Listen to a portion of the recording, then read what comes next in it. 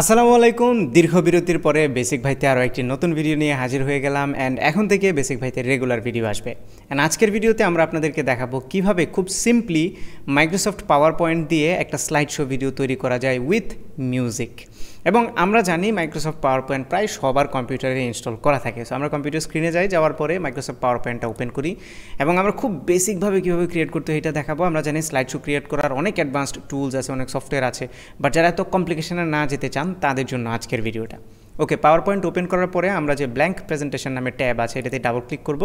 আমি পাওয়ার পয়েন্টের একদমই লেটেস্ট ভার্সনটা ইউজ করি। আপনারা 2016 পরে যে ভার্সনগুলো আছে এগুলো ইউজ করলে সিমিলার রেজাল্টই পাবেন। ওকে, এখন একটা ব্ল্যাঙ্ক উইন্ডো ওপেন হলো।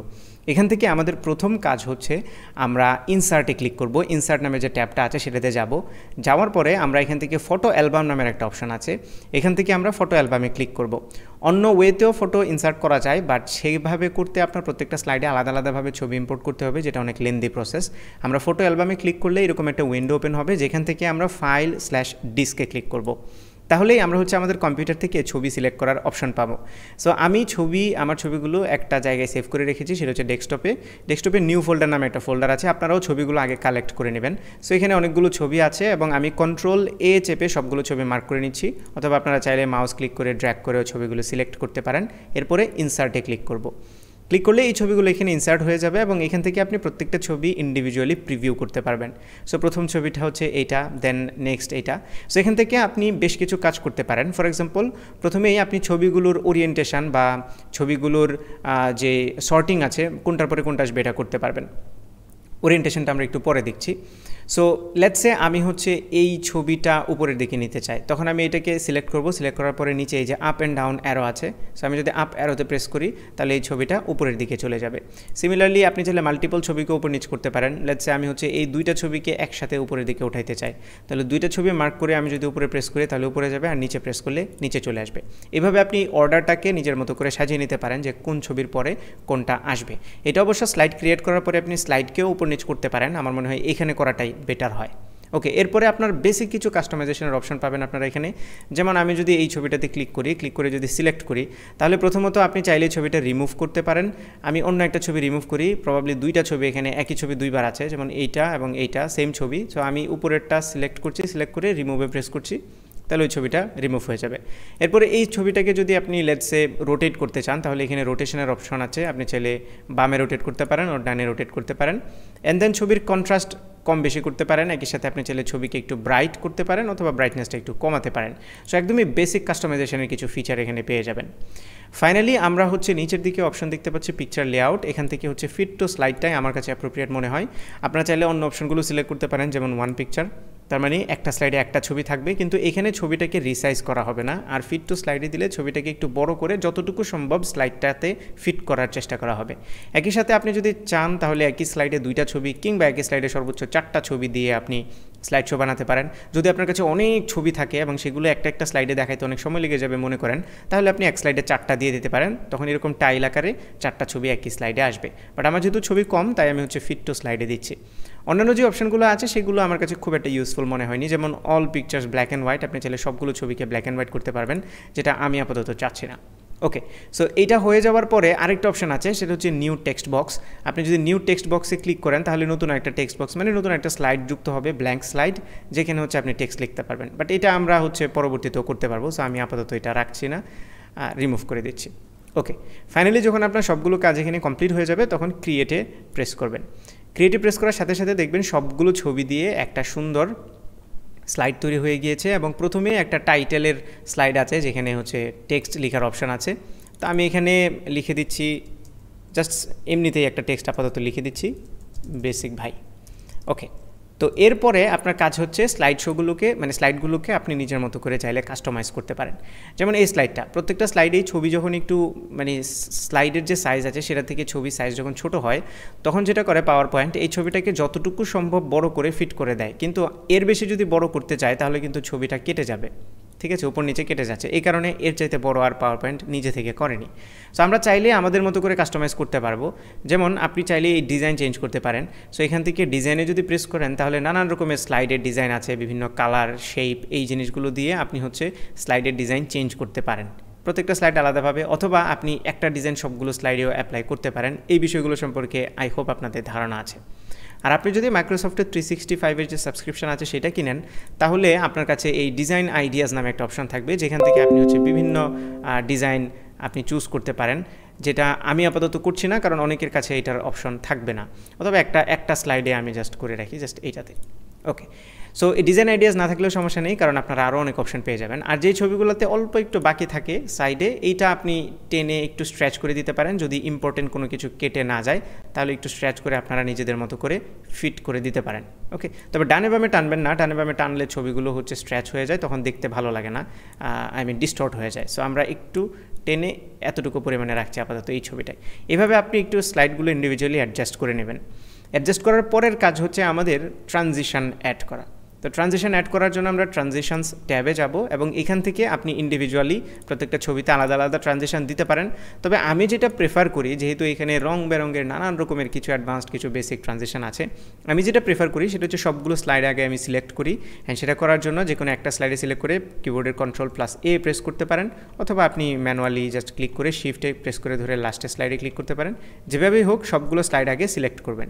সিলেক্ট করার পরে আমরা যদি এই যে ট্রানজিশনসের ট্যাবটা আছে, এখানে একটা ডাউন অ্যারো আছে, এই ডাউন অ্যারোতে যদি প্রেস করি তাহলে এখানে র্যান্ডম নামে একটা অপশন আছে। তো আমি র্যান্ডমে ক্লিক করে দিচ্ছি। এতে করে কি হলো, এখন র্যান্ডমলি প্রত্যেকটা স্লাইডেই কোনো না কোনো একটা ট্রানজিশন অ্যাপ্লাই হয়ে গেল। অ্যান্ড আমি জাস্ট ভাগ্যের উপর ছেড়ে দিয়েছি যে কোনটার মধ্যে কোনটা হবে, বাট বেশিরভাগ সময় কিন্তু খারাপ কোনো ট্রানজিশন আসে না, ভালো ট্রানজিশনই আসে। তো আমি একটু প্লে দিয়ে আপনাদেরকে দেখাই যে এই মুহূর্তে স্লাইড শোটা কেমন হলো। ওকে, সো আমরা প্লে দিলাম। প্লে দেওয়ার পরে দেখতে পাচ্ছেন, আমরা যদি নেক্সট স্লাইডে যাই তাহলে এই ট্রানজিশনটা এখানে অ্যাপ্লাই হলো। নেক্সট স্লাইডে গেলে এরকম, এরপরেরটায় এরকম। সো এইভাবে প্রত্যেকটা স্লাইডেই একটা ট্রানজিশন কিন্তু অ্যাপ্লাই হয়ে গিয়েছে। ওকে, এবার আমাদের নেক্সট কাজ হচ্ছে এই স্লাইডটাতে মিউজিক অ্যাড করা।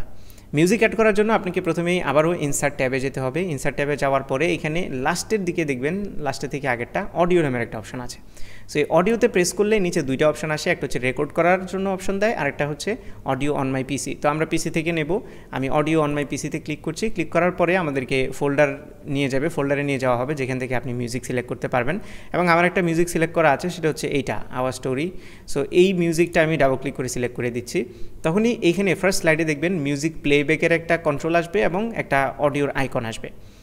এবং এই আইকনটা সিলেক্টেড থাকা অবস্থায় আপনি দেখতে পারবেন নতুন একটা জিনিস আসবে, দুইটা জিনিস আসবে, একটা হচ্ছে অডিও ফরম্যাট আর একটা হচ্ছে প্লেব্যাক।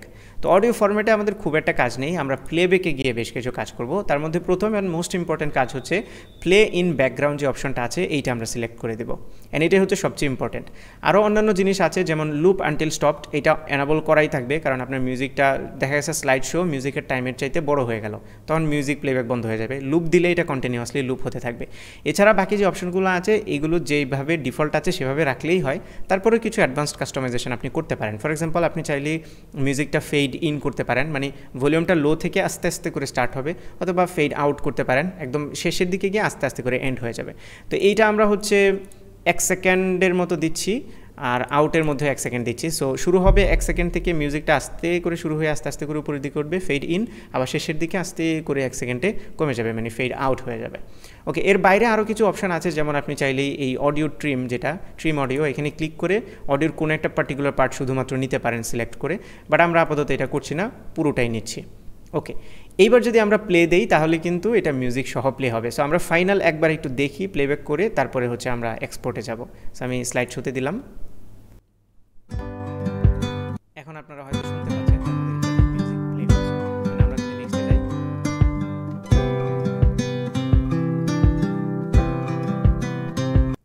অলরাইট, সো দেখতেই পাচ্ছেন এটা কিন্তু একদম শেষ পর্যন্ত প্লে হবে। সো আমি এখন আপাতত প্লে করছি না। এবার আমরা চলে যাই আমাদের ফাইনাল কাজ, সেটা হচ্ছে কিভাবে আপনি এই স্লাইড শোটাকে ভিডিও আকারে এক্সপোর্ট করবেন।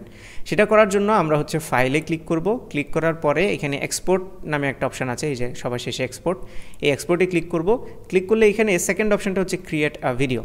সো আমরা ক্রিয়েট আ ভিডিওতে ক্লিক করি। ক্লিক করার পরে এখানে দেখতে পাচ্ছেন ফুল এইচডি এবং 4K রেজুলেশন আছে, 720 480ও আছে। সো আমি হচ্ছে 1080টা সিলেক্ট করছি, ফুল এইচডি রেজুলেশন, এটাই হচ্ছে স্ট্যান্ডার্ড, যেহেতু আমরা সবাই এটা ইউজ করি। আমরা এটা সিলেক্ট করব। সিলেক্ট করার পরে এখানে কিছু ইন্টারেস্টিং জিনিস আছে, যেমন seconds spend on each slide, তার মানে আপনার প্রত্যেকটা ছবি স্ক্রিনে কত সময় পর্যন্ত থাকবে স্লাইড শোতে। সো এইটা আমরা হচ্ছে 5 সেকেন্ড আছে, তো আমরা এটা 4 সেকেন্ড করে দিই, 4 সেকেন্ড করে প্রত্যেকটা ছবি থাকবে। এটা হওয়ার পরে আমরা জাস্ট ক্রিয়েট ভিডিওতে ক্লিক করব এবং আপনাকে ফোল্ডারটা সিলেক্ট করে দিতে হবে যে কোন ফোল্ডারে আপনি সেভ করবেন। আমি ডেস্কটপ সিলেক্ট করে দিচ্ছি এবং এটার নাম বেসিক ভাই, আমি দিচ্ছি বেসিক ভাই স্লাইড। ওকে, এটা দিয়ে এখানে যে অপশনটা আছে MPG4 এটাই থাকবে, এটা মূলত MP4 এ রেন্ডার হবে। সো এটা সিলেক্টেড রেখে আমরা সেভে ক্লিক করছি। সেভে ক্লিক করলে নিচের দিকে দেখবেন রেন্ডারের একটা বার আসবে, লোড হবে, মানে এখন রেন্ডার হচ্ছে। সো আমরা একটু সময় অপেক্ষা করি। ডান, বারটা কমপ্লিট হয়ে গেল এবং আমাদের রেন্ডারও কমপ্লিট। আমরা এবার সফটওয়্যারটাকে মিনিমাইজ করে দিই। মিনিমাইজ করে আমরা দেখতে পাচ্ছি যে ডেস্কটপে একটা ভিডিও ফাইল অলরেডি চলে এসছে এবং এটাকে আমি একটু ওপেন করে দেখি যে আসলে কেমন হলো আমাদের স্লাইড শোটা।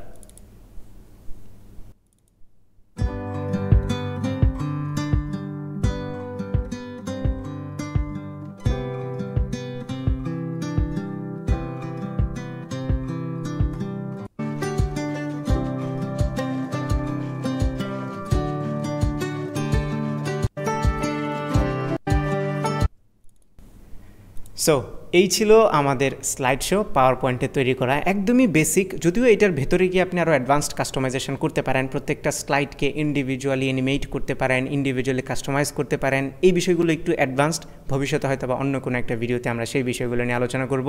বাট আই থিঙ্ক আজকে পাওয়ার পয়েন্ট দিয়ে বেসিক স্লাইড শো ভিডিও তৈরি করা আপনারা শিখে গিয়েছেন। এরপরেও যদি কোনো প্রবলেম থাকে তাহলে আমাদের ফেসবুকে একটা গ্রুপ আছে, প্রযুক্তির ডাক্তার দ্য টেক ডক্টর নামে, আপনি চাইলে সেখানে পোস্ট করতে পারেন অথবা আমাদের কমেন্টেও জানাতে পারেন। আপনারা যারা প্রফেশনাল ভিডিও এডিটিং শিখতে চান এবং ভিডিও এডিটিংয়ের উপরে কেরিয়ার গড়তে চান, কিংবা সোশ্যাল মিডিয়া প্ল্যাটফর্মগুলোতে ভালো মানের কন্টেন্ট তৈরি করে সাকসেসফুল হতে চান, তাদের জন্য আমি একটা কোর্স নিয়ে এসেছি, যেটার নাম হচ্ছে video editing master course by Sohag 360।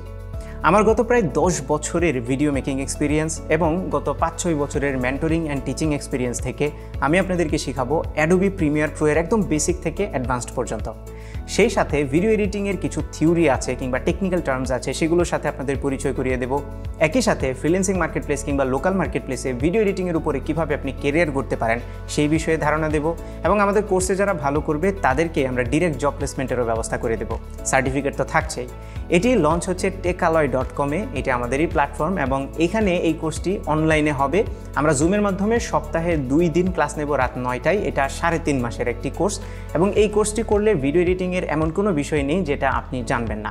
সেই সাথে আমাদের সবসময় সাপোর্ট টিম আছে যারা আপনাদেরকে সফটওয়্যার ইনস্টলেশন থেকে শুরু করে অন্যান্য নানান বিষয়ে টেকনিক্যাল সাপোর্ট দিয়ে থাকবে। সো আপনি যদি কোর্সে এনরোল হতে চান তাহলে ভিডিও ডেসক্রিপশানে, ক্যাপশনে এবং কমেন্টে লিঙ্ক দেওয়া আছে, সেখানে গিয়ে আরও ডিটেল পড়ে তারপরে আপনি যদি কনভিন্সড হন আমাদের কোর্সে এনরোল হয়ে যেতে পারেন। সো দেখা হচ্ছে মূল কোর্সে।